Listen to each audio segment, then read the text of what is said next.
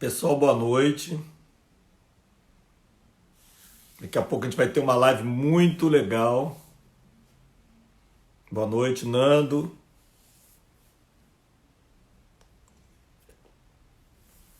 Bruno.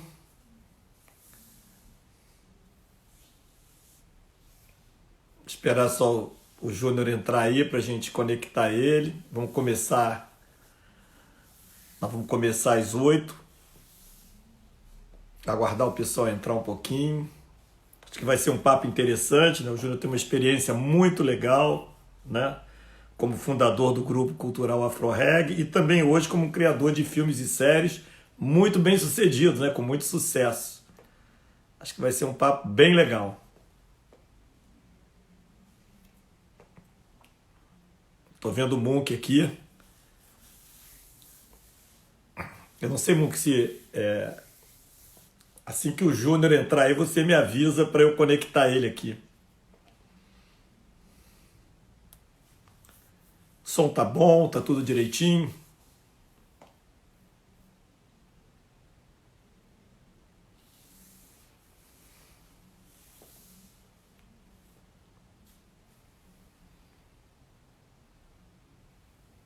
Beleza. O William tá aqui. Fizemos uma live no sábado passado. Bem-vindo, William.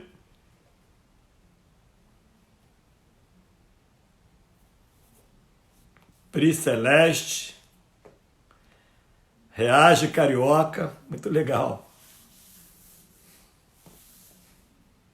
Estela, que é a nossa musa, que sempre está acompanhando a gente aqui. Grande entusiasta do Partido Novo. Ativa. E também uma grande carioca que quer muito bem na nossa cidade. Olha que legal, William. Quer dizer, como conversar com o seu mestre, eu já aprendi pra caramba e ficar com você no sábado, então, pô, hoje vai ser mais ainda. Ah, tô vendo o Júnior aqui. Deixa eu chamar ele aqui.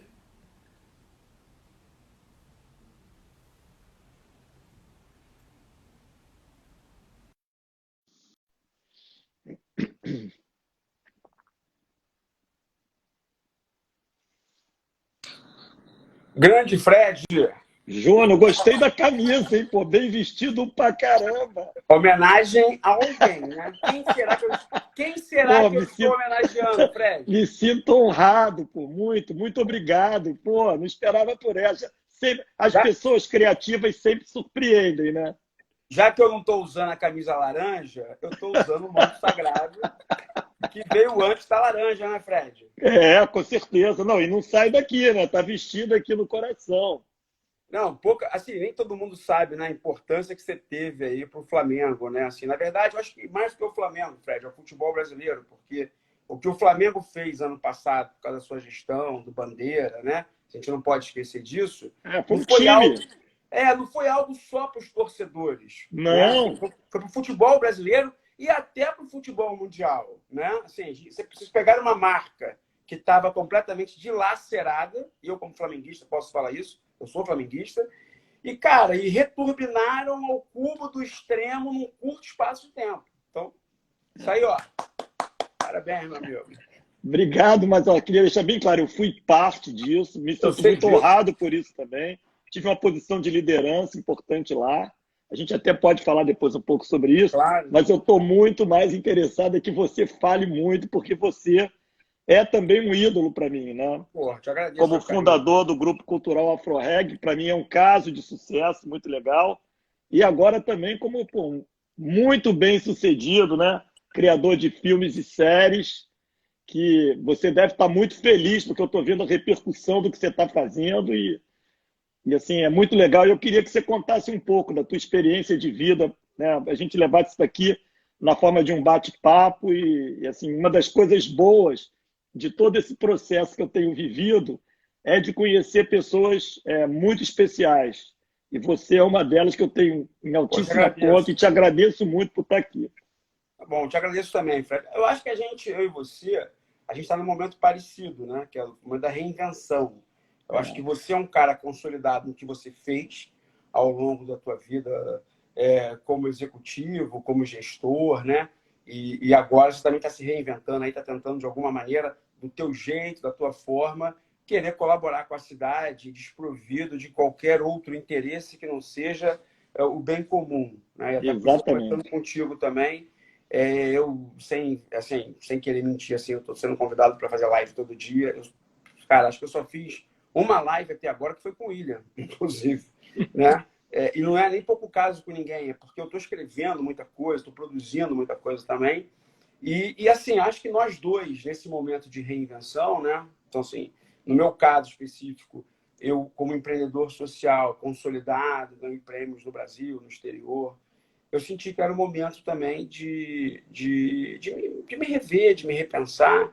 E curioso, Fred, que eu também estou vendo agora uma série, né, cara, do Chicago Bulls, e o Michael Jordan passou por esse processo também, ou Cara, eu seja, tô vendo também. é incrível essa série, né? É incrível. Assim, cara, eu acho que, assim, talvez, eu acho que algumas pessoas, elas não é que elas se cansam de fazer o que elas fazem, mas talvez o seu desafio de se repensar, de se reinventar, eu acho que eu estou vivendo isso, acho que você está vivendo isso também. Talvez o planeta esteja vivendo isso agora, né? Com essa questão do coronavírus. Então, assim, cara, eu estou nesse momento, assim, eu também te confesso, né, que eu também a gente, por mais que você possa ter competência, mas se você também não tiver, né, aquela história um pouco de sorte, né, eu também tive sorte, né, não só ao longo da minha trajetória, da minha vida, só em estar vivo, porque boa parte dos meus amigos da minha adolescência foram mortos, alguns porque fizeram coisas erradas, outros porque estavam na hora errada, no local errado. E agora, também, há pouco tempo, eu tenho tido algumas pessoas que investiram numa ideia que nós tivemos, que era de criar essa produtora de conteúdo, e que parte desse lucro voltasse para a ONG, né, do Grupo Cultural Afro-Reg. Então, assim, eu acho que é isso. A gente está nesse momento e é um momento muito especial. E me conta aí, Júnior, assim, esse momento que você está vivendo agora, os desafios, como é que isso começou, quando é que se deu essa transição, né? Sempre o começo normalmente é mais difícil, a gente está mais inseguro. Será que vai? Será que não vai? Me conta assim, do lado das emoções e dos receios e do que você teve que se superar nesse processo de se reinventar, né? Olha, assim, Fred, a gente, na verdade, como eu falei, assim, como empreendedor social, eu acho que eu cheguei a bater no teto, sabe? Assim, tipo, assim, eu acho que eu fiz muita coisa, né? Como líder do AfroReg, assim, talvez eu tenha sido o primeiro cara na história desse país, em 1993, enquanto boa parte dos movimentos sociais do Brasil falavam de meninos de rua, eu falava de meninos no narcotráfico. Estou falando de 27 anos atrás, né? Então, isso na época era uma coisa assim, que quando eu falava isso, o nego achava, ou achavam que eu era maluco, ou zombavam de mim.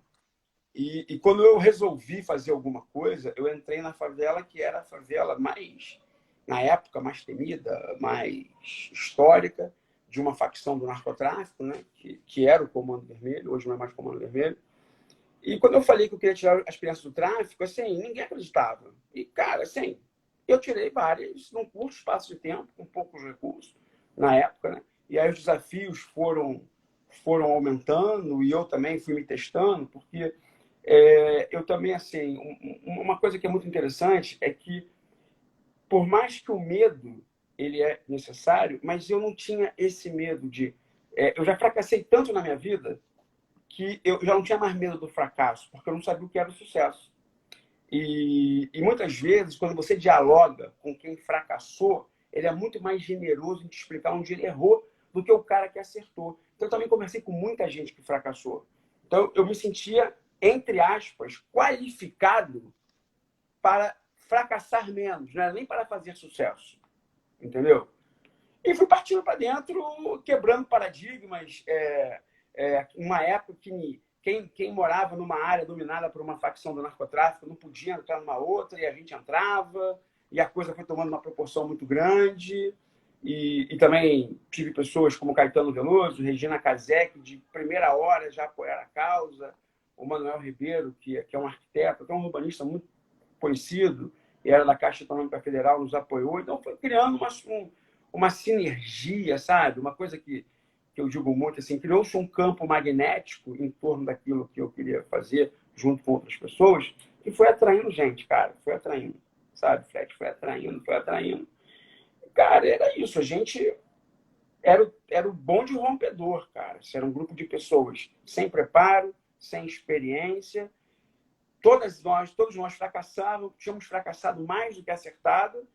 E eu acho que isso foi a combustão que fez com que a coisa desse certo naquele momento, que, diga-se de passagem, para o Rio de Janeiro, que as pessoas têm memória curta, era muito pior do que é agora, no sentido da própria violência e do descontrole territorial, né? Estamos falando de uma época que você tinha acabado de inaugurar uma linha vermelha, não tinha linha amarela, um trajeto, claro, não tinha o trânsito que tem, mas era tudo mais distante, tudo mais difícil, um telefone público, uma favela inteira, celular era preço de um carro, né? E quem pudesse comprar.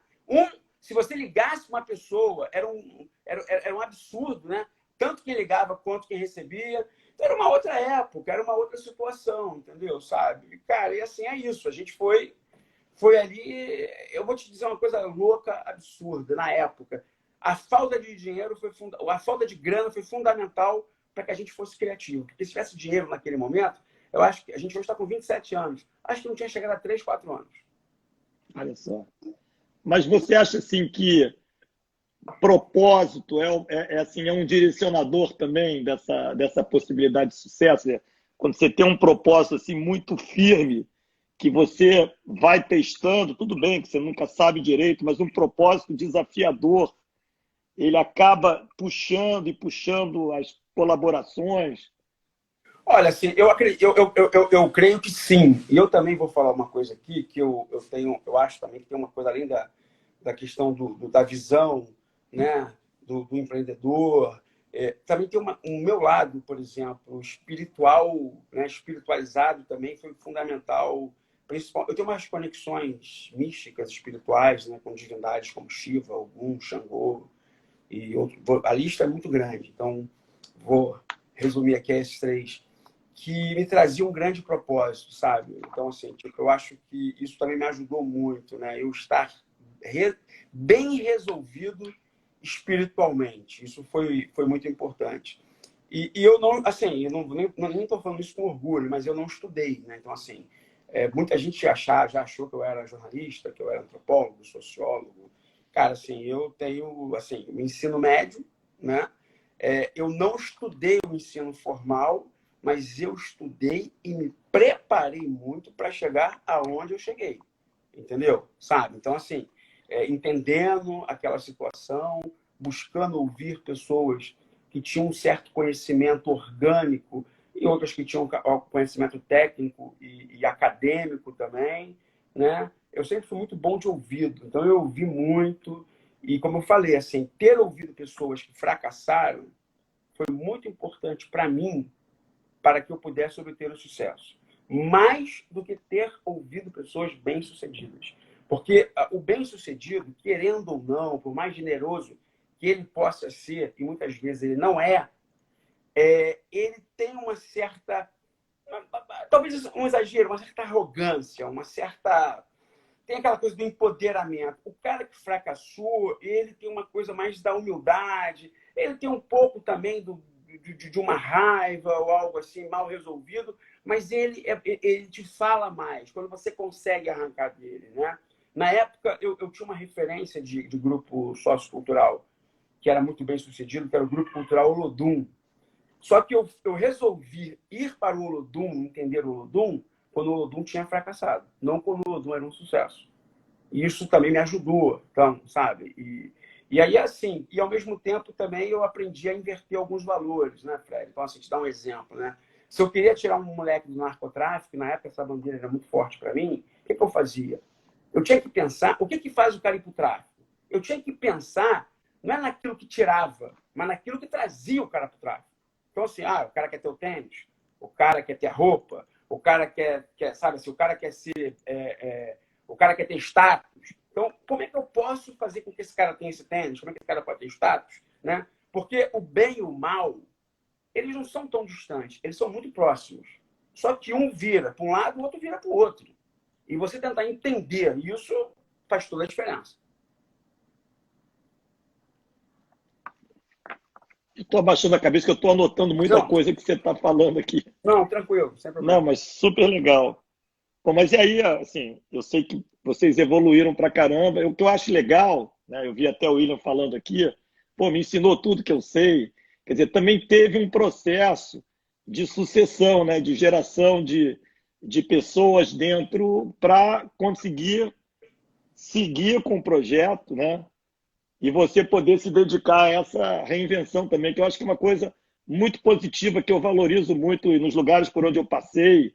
E assim, uma cultura que eu adquiri é essa, de tentar sempre ter gente preparada para quando a gente sair, ficar lá uma coisa que funcione tão bem ou até melhor do que quando a gente estava lá, né? É, E assim, assim, no Flamengo foi curioso, muito assim. curioso que comigo foi o seguinte, todo mundo que eu escolhi para me suceder, todo mundo deu errado. O William eu não escolhi. Isso Interessante. é interessante, eu não escolhi o William.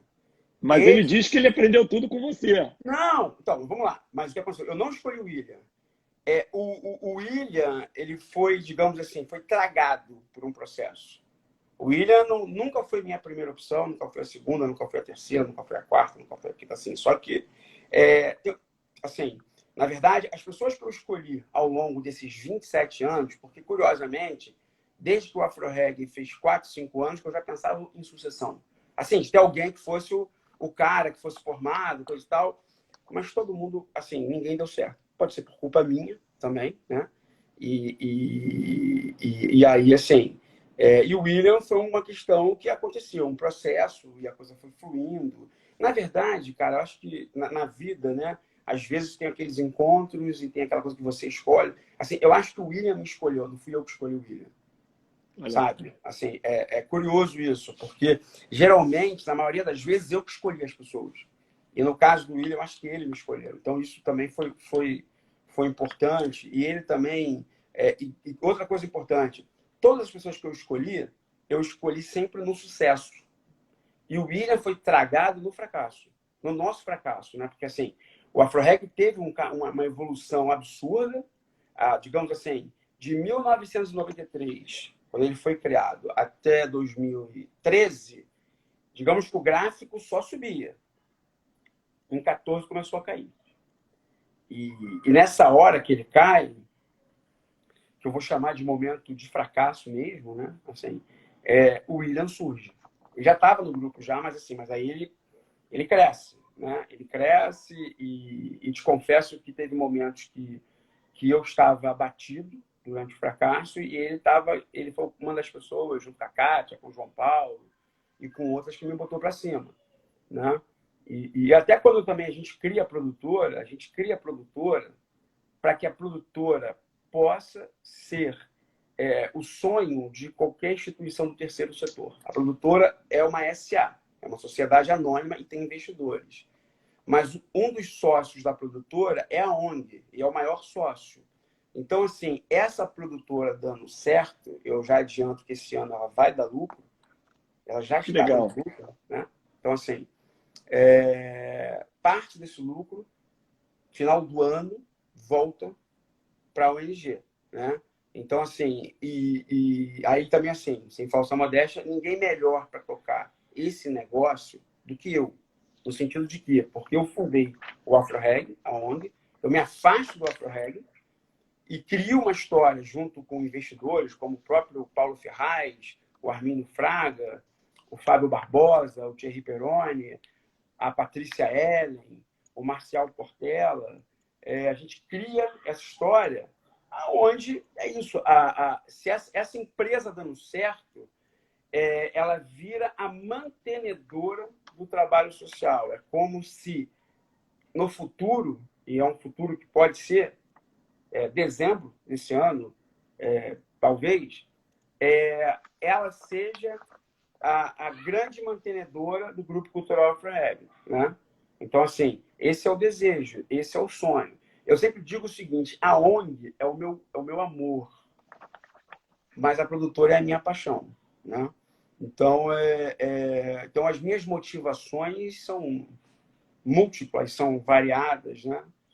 E ter um cara que nem o William, por exemplo, hoje, sentado, né, teoricamente, na minha cadeira, teoricamente porque a cadeira ainda é minha,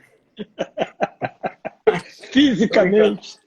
fisicamente, é um orgulho. Um cara que nasceu no Complexo do Alemão, foi criado na Vila Cruzeiro, o cara é negro, tem faculdade, entendeu? Eu digo assim, o William é o cara que deu certo, né? Assim, deu certo no sentido de que ele teve um núcleo familiar que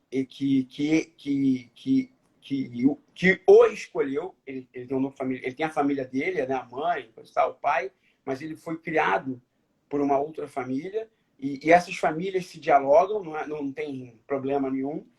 E ele é um cara muito especial, né? Então, assim, tipo, eu acho que tem o mérito dele, da criação que ele teve também. Muito legal. E essa transição para a produtora? Conta aí um pouco, então, da produtora, dos desafios lá, das dificuldades que você superou até agora chegar aí ao ponto de estar já com a perspectiva de lucro e das Sim, perspectivas de futuro dela também, né?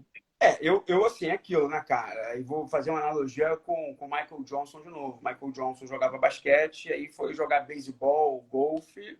Assim, ele não era o Michael Johnson, né?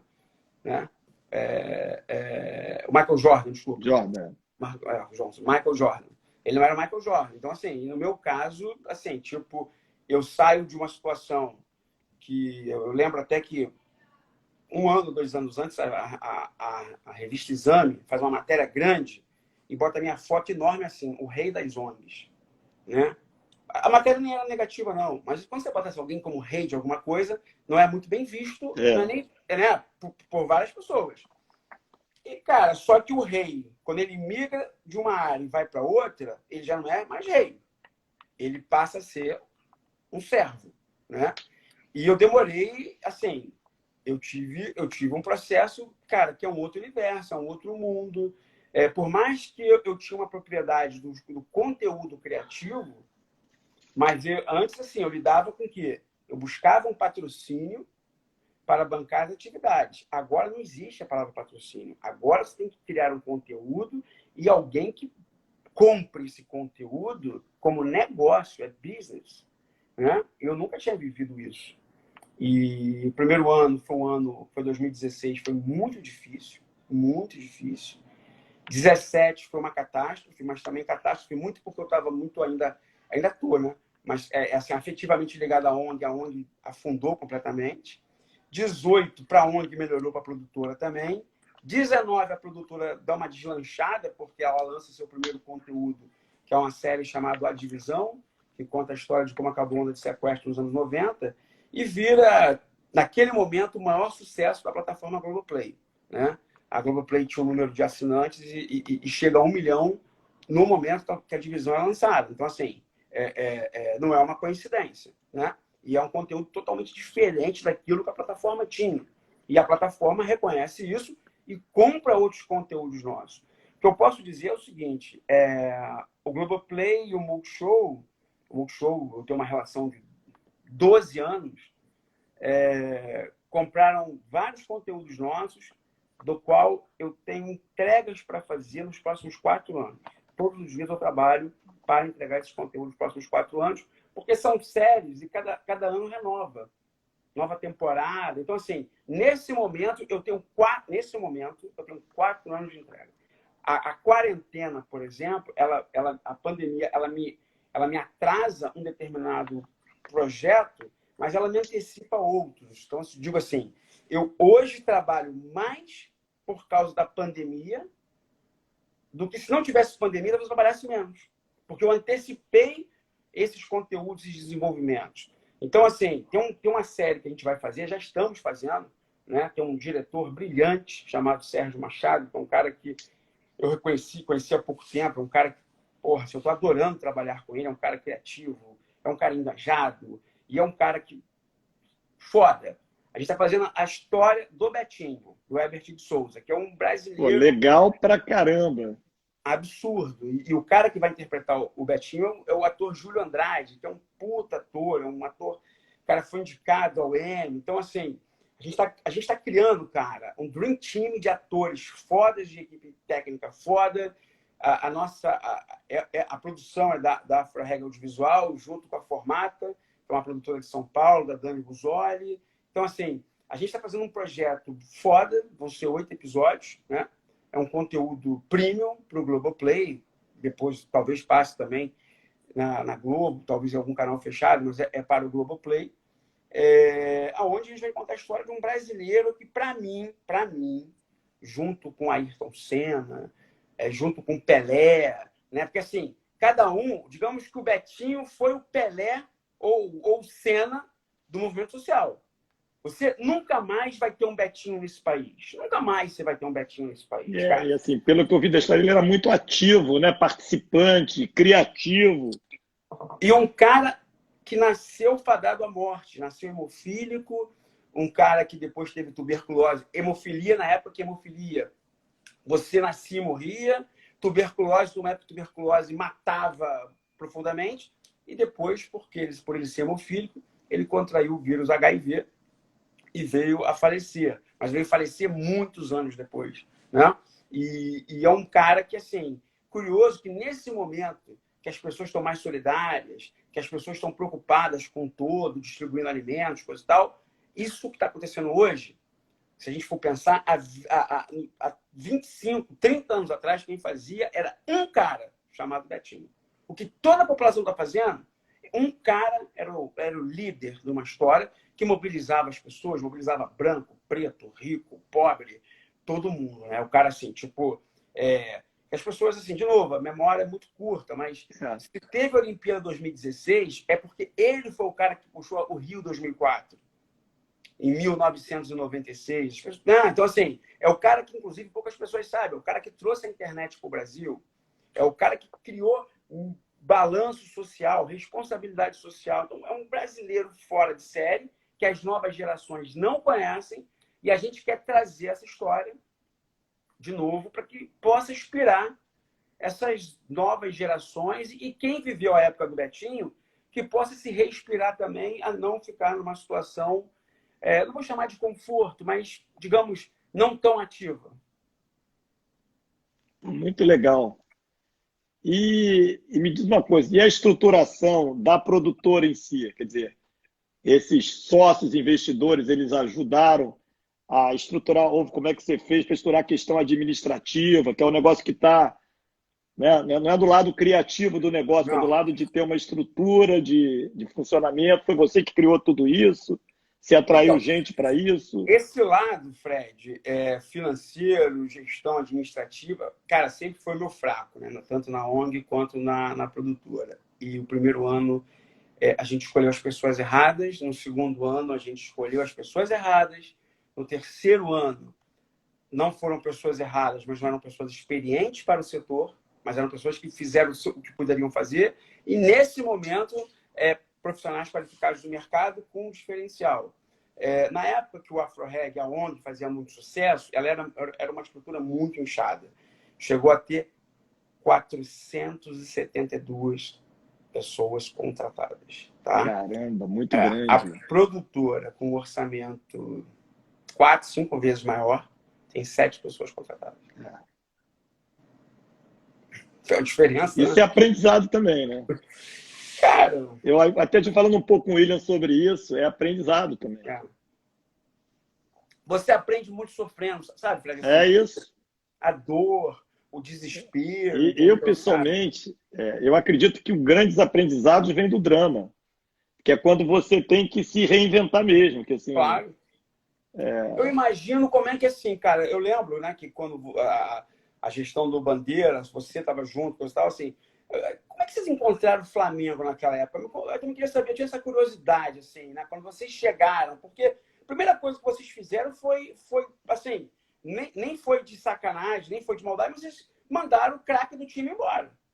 Que na época, se não me engano, era o Wagner Love, eu lembro disso. Era o Wagner Love. Era o então, Wagner assim, Love que tinha e foi de boa, assim, cara, a gente, vocês propuseram reduzir o salário, ele não quis. E ele teve uma oferta da Rússia, se não me engano, que foi boa para ele e para aquele momento foi bom para o Flamengo também. Né? Como é que vocês encontraram ali? Então, primeiro, que a gente teve que chamar uma empresa grande para fazer uma avaliação do tamanho da encrenca, porque o Flamengo, os registros eram muito ruins, era difícil até saber qual era o tamanho, né? E, assim, nós contratamos uma empresa muito grande, americana, né? Baseada no Brasil, que foi a Ernst Young, que fez o levantamento de todas as contingências e das dívidas. O Flamengo devia, entre dívidas e contingências, eram 750 milhões de reais. E tinha uma receita de 212 milhões, números aí de dezembro de 2012. Né? E aí qual era a questão? Era trabalhar para tentar aumentar essa receita e, ao mesmo tempo, equacionar essa dívida de tal maneira que a gente conseguisse as primeiras certidões. Por causa das dívidas de impostos, o Flamengo tinha dívidas que representariam até, deveriam ter representado prisão de quem fez, que é o que se chama de apropriação indébita. Quando você recolhe imposto de renda, né, que é aquele imposto de renda na fonte pago pelo funcionário, aquele dinheiro não é do empregador, aquele dinheiro é da Receita Federal. Você, como é um empregador, você recolhe aquele dinheiro, tem que passar para a Receita Federal.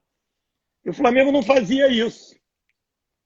Numa empresa, isso dá cadeia. No Flamengo, então a gente precisava pagar essas dívidas para ter as certidões negativas para poder ter outras receitas.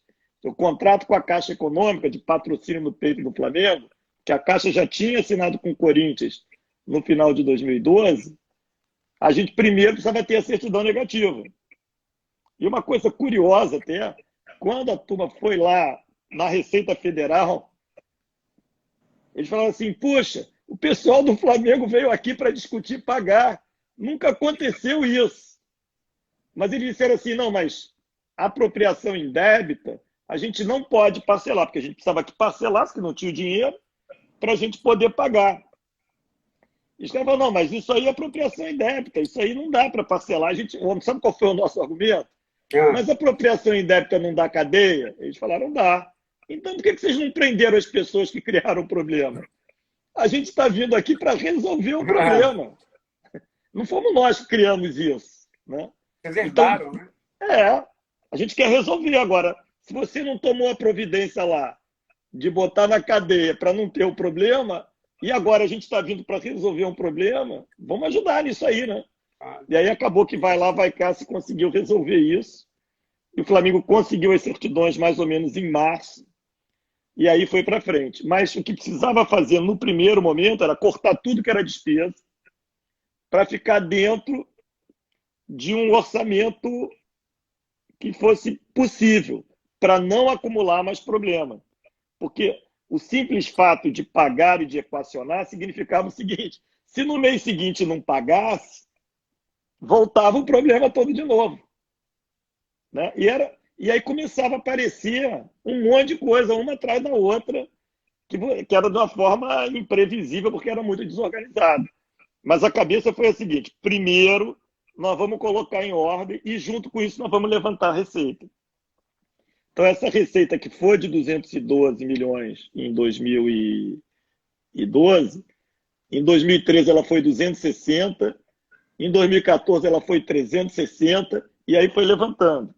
A gente fez uma comparação do Flamengo com os 20 clubes da Série A, com os outros 19, para ver, isso aí, humildade, comparação, quem é que fazia melhor.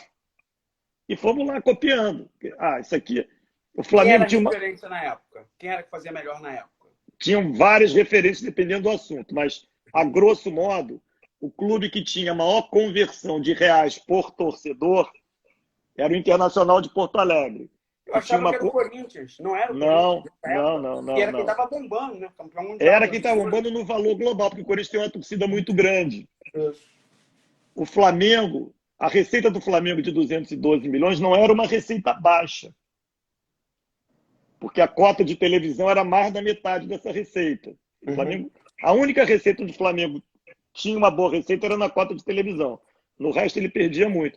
Mas a conversão de reais por torcedor do Flamengo era de R$5 só. Quer dizer, se o Flamengo viesse a ter uma eficiência igual ao do Internacional de Porto Alegre, né? Ele poderia ter uma receita de 2 bilhões, que resolveria todos os nossos problemas. Ah, Só que isso é fácil de falar, né? Você fala assim, na caramba, tem prática. uma chance lá na frente, mas tem que construir a chance. Você fala assim, vamos olhar a bilheteria. A bilheteria líquida do Flamengo era de 3 milhões de reais no ano. O Flamengo não tinha sócio torcedor, o Flamengo não vendia jogador de futebol. A gente foi uma por uma. Ah, não Né? vendia? Não vende. O último jogador que o Flamengo tinha vendido com valor tinha sido o Renato Augusto em 2008. Porra. Olha só. Mas nem o Adriano, quando foi pro Roma? Mas o Adriano foi antes disso. E o Adriano, não sei se você se lembra. Não, o Adriano foi depois do Campeonato Brasileiro de 2009. É, ele foi em É, 2010. mas o Flamengo não vendeu, não. O Flamengo deve ter trazido ele emprestado. Não, Não, pegou. ah, tá. Que depois ele Entendeu? foi pro Roma, lembra? Eu acho que ele já era do Roma, entendeu? Mas ele não foi, ele não está nessa conta dos que foram vendidos. Entendi. O Juan não foi vendido. Também tinha muita coisa esquisita, Entendi. entendeu? Muita coisa esquisita também. Mas o fato é esse. Entendi. E aí, a gente foi pegar, no ponto de vista de formar jogador para vender, o Atlético Paranaense era muito bom. A gente foi pegando as referências pelos assuntos, entendeu? O Corinthians era muito bom nas redes sociais, tinha uma receita boa de patrocínio, tinha uma receita tão boa como a nossa de televisão, mas os fundamentos do Corinthians não eram tão bons como no Internacional de Porto Alegre. Por exemplo, sócio-torcedor do Internacional de Porto Alegre era muito melhor, entendeu? Então a gente foi pegando de cada um com humildade e ir buscando aquele conhecimento e pouco a pouco aplicando no Flamengo. Você vê, no ano passado, o Flamengo teve uma receita de 950 milhões, que ainda é a metade do potencial. E hoje ele já é, né, extra classe. E aí você Agora, falou como é que o algumas coisas. Palmeiras tem estádio e o Flamengo não tem, por exemplo? Estádio privado. Porque o Palmeiras, o Palmeiras, os clubes de São Paulo, eles já eram melhor organizados do que o Flamengo, né? Uhum. E no momento, o Palmeiras deu assim, funcionou muito bem a negociação dele para a contratação do estádio lá com a W Torre. Ah, tá. Tanto que a W Torre não topa mais fazer esse negócio. A gente tentou que a W Torre fizesse esse negócio parecido do Palmeiras com a gente, eles não querem mais saber disso. Deu errado ali na conta deles. Eles fizeram algum erro de cálculo ali que não funcionou legal. Foi bom pro Palmeiras, então, né? Foi ótimo o Palmeiras. Ótimo. Entendeu? Então eu acho que sim. Mas o Flamengo agora, eu acho que ou vai pegar o Maracanã, ou vai ter dinheiro para fazer um estádio. Isso aí o Flamengo vai decidir. Eu acho que o caminho é o Flamengo ficar com o Maracanã, porque se o Flamengo não ficar com o Maracanã vai ficar inviabilizado. Porque não tem. Vai ficar com o Maracanã, que é uma concessão para o Flamengo É operar. uma concessão, assim como foi dada a concessão para o Odebrecht. O Flamengo hoje é o único clube, a única entidade que tem condições de pegar o Maracanã e manter o Maracanã. O Maracanã só funciona por causa do Flamengo. E essa Verdade história é do Flamengo do Fluminense? Não tem um consórcio Flamengo do Fluminense? Tem, porque pelo modelo que foi feito da concessão, devem ser 2 clubes. Pelo menos 2. Que tem que estar contratados. Então o Fluminense precisa estar junto, mas ali, assim, não quero depreciar ninguém, não, mas o Flamengo é interessante para o Flamengo, é interessante para o Fluminense, e ali se fez um pacto, mas o Flamengo é que carrega aquilo ali, né? Assim, mas aí no caso é o seguinte, se essa concessão for só para o Flamengo, entre aspas, durante 10, 20, não importa quantos anos, o estádio é do Flamengo, é isso? Se for durante assim, a concessão. É isso. Se for feita uma licitação, um clube puder entrar sozinho e pegar sozinho, o Flamengo pega e aí é dele durante 30. Como é o Engenhão com o Botafogo, é a mesma coisa. Mas o Engenhão teve a história do César Maia, ser Botafoguense. Sim, mas eu não estou falando de certo ou de errado, eu estou falando o seguinte, mas é uma concessão exclusiva para um clube só. É tipo a Ponte Rio-Niterói, vamos dizer assim. Exatamente. Isso. Você tem o direito de usar, tem o direito de botar a tua cor lá, fazer o que você quiser. Quer dizer, a concessão também estabelece os limites. É isso. Entendi. Então, o que foi feito no Flamengo foi isso. E aí, o que eu chamo também uma coisa legal, Júnior, é que não teve apadrinhamento. Foi colocar a melhor pessoa no lugar certo. Isso foi implacável. Tanto que o meu primeiro ano lá foi como diretor de marketing. Eu sou Flamengo, mas eu não estava lá porque eu era Flamengo. Porque o diretor-geral ele era tricolor. O diretor financeiro ele era botafoguense. O Flamengo ia muito mal nas redes sociais. A gente foi lá, contratou um corintiano para tocar as redes sociais do Flamengo. Hoje é uma das melhores que tem. Então, é o que você faz numa empresa. Você vai botar um cara na tua área financeira, você erra, né? O cara não funciona, ainda não é o adequado, você vai trocando até que encaixe. Aí, pô, mas quais são as características que esse cara tem que ter? Ele tem que saber fazer muito bem, tocar muito bem essa área e ser um cara que também assim, tem identificação com a essência do negócio de vocês. São as duas coisas. Mas você não vai perguntar se ele é muito simpático, se ele é isso, se ele é aquilo. Você quer saber que ele, pô, tem que funcionar. É isso. Nisso foi uma mudança radical que aconteceu no Flamengo. E foi até isso que hoje me estimulou a fazer alguma coisa pela cidade do Rio de Janeiro, entendeu? Porque eu comparando o Rio de Janeiro com o Flamengo, para mim é muito parecido. Eu não vejo como marca, em termos de cidade no Brasil, nada com o potencial que a cidade do Rio de Janeiro tem, entendeu? Aquela comparação lá dos R$ 5 por torcedor e 10 vezes para o Internacional de Porto Alegre, eu falo assim, cara, vamos olhar isso, entendeu? Assim, vamos olhar pontinho por pontinho, na área cultural, atração de eventos, atração de empresas do mundo criativo. Olha a criatividade que tem no Rio de Janeiro. Olha os ativos naturais que tem no Rio de Janeiro. O problema é a violência, né, Fred? Que mas sim, mas mesmo violência é trabalhável. Você deu vários exemplos aí. Eu não estou falando em soluções fáceis do dia para a noite. Quase. Eu estou falando o seguinte, é de um outro tipo de gente no poder público, com outro enfoque, que não é um enfoque personalista, que não é um enfoque de salvador da pátria, que não é um enfoque de fazer carreira profissional como político. Eu acho que a gente tem que combater isso.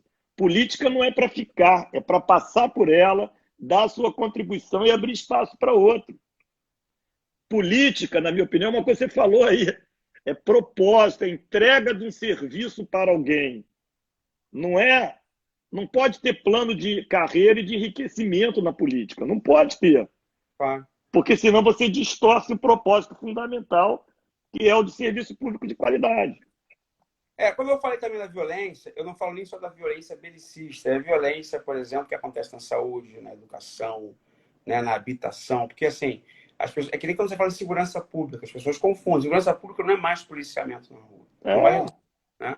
E aí, assim, mas aí você pensa assim, tipo, por exemplo, né, você está se propondo, inclusive, a ser um gestor da cidade, a ser o CEO da cidade, vamos dizer assim. Exatamente, é isso. Mas assim, como é que você está pensando, na verdade, assim, exatamente essa diferença das políticas públicas tradicionais, algumas que deram certo e a grande maioria que deu errado, que não, na verdade, faltava política de Estado, né? A gente também confunde com isso, né? Mas eu acho que no caso de uma cidade, da prefeitura do Rio de Janeiro, está muito mais para síndico do que para estadista, entendeu? Assim, Então, assim, saúde, por exemplo, o exemplo que você deu aí.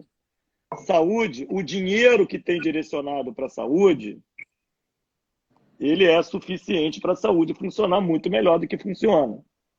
Então, eu vou te dar uns 2 ou 3 exemplos, e aí eu tenho o Munk, que você conhece, que me ajuda muito nessa área, e a gente está conversando com muita gente. Num leito de hospital privado, um paciente fica em média 3 dias. Num leito de um hospital público, com o mesmo problema, um paciente fica em média 12 dias. Tem uma diferença absurda. De novo, entendeu? Isso que eu estou falando. Mas por quê? Ineficiência, falta de planejamento, falta de controle, bota o cara lá ou antes da hora, ou na hora errada, ou sem ter cuidado dos procedimentos anteriores que ele devia. Sabe aquele negócio? É que nem linha de produção, tem que chegar tudo junto na hora certa, o cara entra, é tratado e sai. No hospital particular, o cara depende disso, no hospital dá prejuízo. Então ele vai... Mas no setor público devia ser igual. E isso aí não é mais dinheiro, é método, é processo. Então, olha só, para cada hospital existente, você sem gastar nenhum centavo a mais, sem fazer nenhuma obra, você poderia inaugurar 3, se tivesse a mesma eficiência. Eu volto lá àquela relação dos R$ 5 com os R$ 48, multiplicar por 10. Mas tem que olhar assim, com simplicidade, não é não é olhar ponto por ponto. Tem um negócio chamado prontuário eletrônico, que é onde coloca ali os seus exames, a sua vida como paciente. Isso não é integrado. Então, se você é atendido numa clínica da família, e ali se diagnostica que você tem um problema, sei lá, do rim, aí você tem que ir para um especialista. Quando você chega no especialista, que já tem uma confusão danada na fila, que é muito mal organizado, o cara vai lá e te pede os exames todos outra vez. Porque ele não tem acesso ao que você fez antes. O nome disso é integração do prontuário eletrônico. Então, eu estou te dando alguns exemplos, eu falo assim, Claro. porque Júnior, eu sou daquele cara assim, eu gosto de andar, agora eu não estou podendo andar, mas eu gosto de andar, eu gosto de ir, eu gosto de ver, eu gosto de conversar com quem trabalha lá.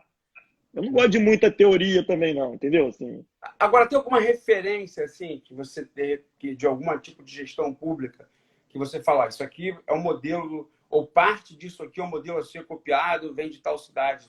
tem, claro que tem. Você tá vendo o desempenho de Minas Gerais agora na questão do coronavírus? Não, Tá com um número de mortes, um número de pessoas muito menor do que as principais capitais do mas aí Brasil. tu tá falando de Minas Gerais por clubismo. Peraí, pô. Não, mas não é pelos números. Não, mas Você tudo bem, pega as compras dos equipamentos, você vai ver também. Mas na educação, tem Sobral lá no Ceará. É isso. Pronto. Que é Não, muito é onde tiver. Eu não te falei, olha, bom. formação de jogador Atlético Paranaense. É Pô, sócio torcedor Internacional de Porto Alegre e Benfica. É o que tiver. Mas tem uma cidade assim que você fala assim, pô, isso aqui para mim é uma referência. É um uma cidade sozinha, eu não tenho isso. Porque no mundo você não tem nenhuma assim, tipo... Não, no mundo tem, mas eu ainda não cheguei nelas. Nos anos 90 falava-se muito em Curitiba, lembra? Assim, né? Tinha aquela coisa da gestão do Jaime Lerner. Curitiba na questão do urbanismo, da mobilidade, tem referências nesse sentido. Ainda é? Eu não sei te dizer, acredito que seja. Eu sei que em saneamento, Curitiba é um belíssimo de um exemplo. Índice de saneamento, Curitiba é espetacular. Né? E tem muitas soluções hoje de saneamento, de cidade inteligente, que são menores, não são grandes obras, nada disso, que envolvem muito mais a sociedade. Né? Está aqui a Lívia me falando, fala de Medellín. Eu tive a oportunidade de ir a Medellín. Medellín tem um projeto, mas Medellín é um projeto de longo prazo. Não é chegar lá e querer copiar do dia para a noite, fazer 2 ou 3 teleféricos e resolvi o problema. Não é isso. Aquilo ali é uma solução de integração do poder público com a sociedade, né? De envolvimento, de engajamento, que é o que eu acredito.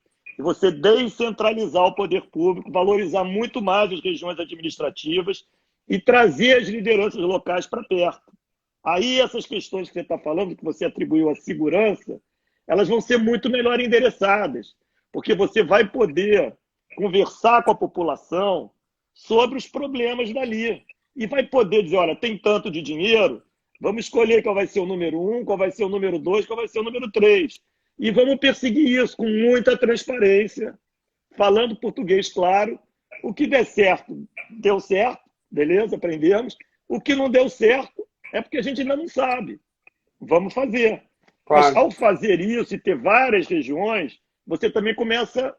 A criatividade vai começando a surgir, assim como você descobriu o William, né, que você nem escolheu, vão aparecer muitas pessoas. É assim que a vida é.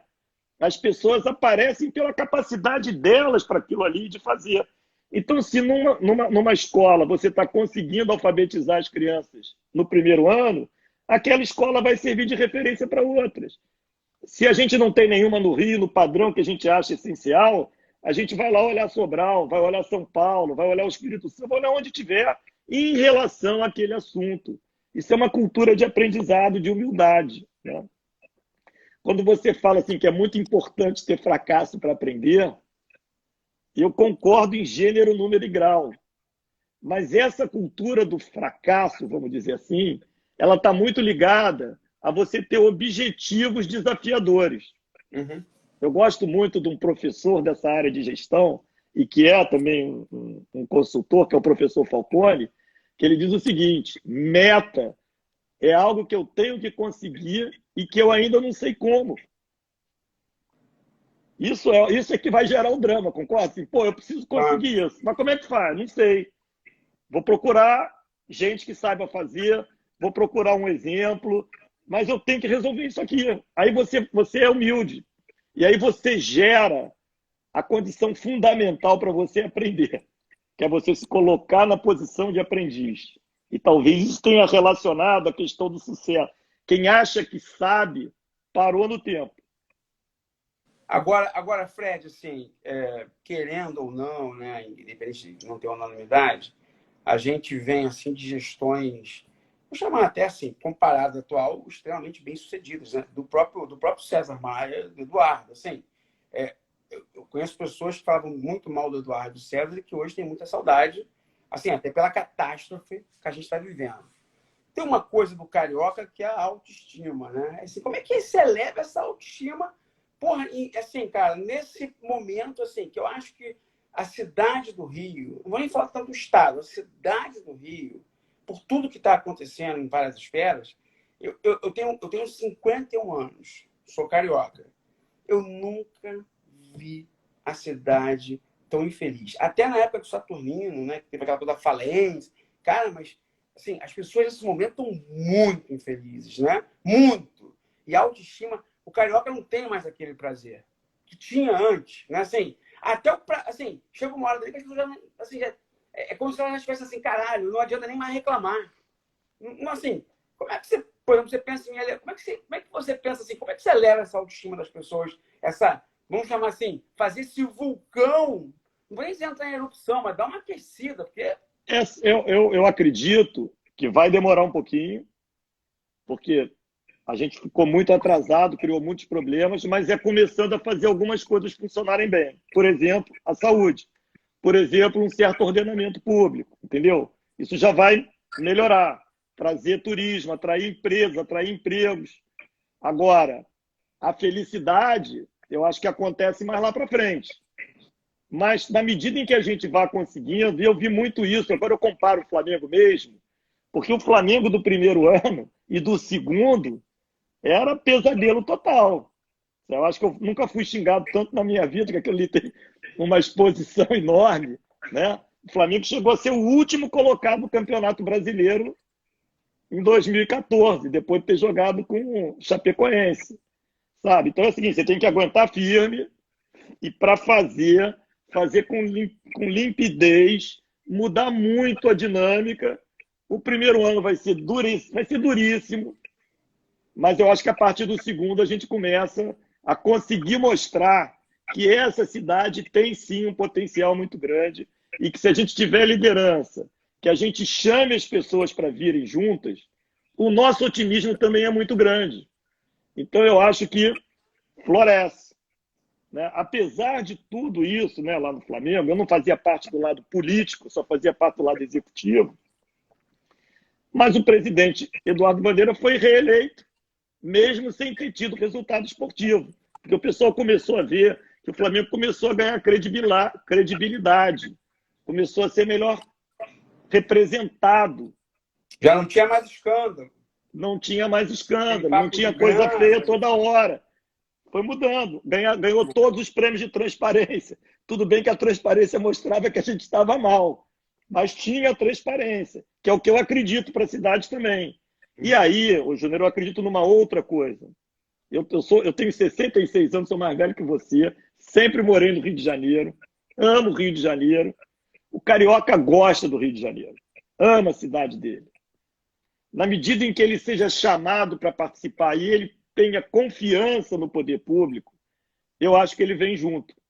Eu acho que ele vem junto. E o fato de vir junto permite conhecer melhor o que está acontecendo, o que está transformando.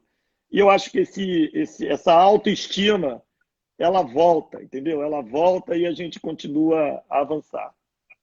Então, você, na verdade, foi o senhor do time da favela, né? Agora, você está aí tentando entender também esse mundo da verdadeira favela. Que eu sei que você está percorrendo alguns lugares, você está indo, né, assim, tipo, e acho bastante interessante a tua humildade também de, cara, não conheço, quero ir, né? Assim, a gente até conversou, né, outro dia, eu, você, Ronald, Paulo, coisa e tal, que eu acho fundamental mesmo, assim, tentar entender, né? Assim, até porque cara, assim, tentar ouvir as pessoas eu acho muito importante, né, Fred? Assim, E eu não acho que você está acredito em fazendo. salvador da pátria, Júnior. Quem vai resolver é o cara que conhece o problema. Eu vou ser um facilitador, um organizador. Assim que eu trabalhei a minha vida toda, é isso que eu acredito. Eu só estou preocupado porque eu acho que a gente tem mais uns 3 minutos para acabar. O papo está Agora, assim, rolando uma legal coisa e fluido.